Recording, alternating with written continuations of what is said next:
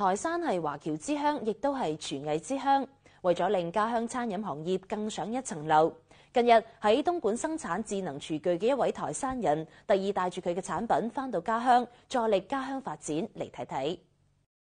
鏡頭前呢幾台機械喺工作人員嘅操作下進行運作，語音播報、旋轉翻炒、自動化嘅運作引嚟咗唔少人嘅圍觀。隨住工作人員分步驟將材料倒入機器，唔使幾分鐘，一味香氣撲鼻嘅佳肴就煮好啦。據介紹，呢個係自動炒菜機，喺近年嚟智能廚具發展嘅又一傑作，可以大大縮減人力嘅同時，實現中餐標準化出品，係廚師嘅好幫手。我哋呢個炒菜機咧，主要就係釋放人力啦，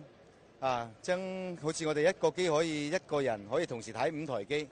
咁第二個咧就係我呢個炒菜機咧係一個標準化出品，一個好嘅廚師，我發明一個好嘅菜譜，咁樣佢可以將個菜譜通過雲端、通過網絡係嘛，將佢全部應用到所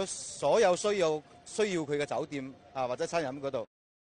彭興華係台山人，多年前喺東莞創業，成立咗東莞市華道節能科技有限公司。2015年，佢同團隊投入研發智能廚具，目前生產嘅自動炒菜機喺市場大量使用。由於其智能、環保、節能，得到餐飲界嘅認可。因為我有好多同學都係華僑啦，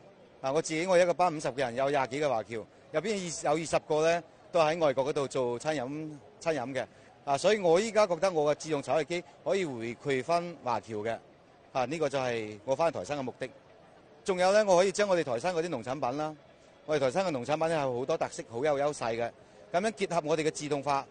標準化嘅生產，將佢推到全世界，推到國外。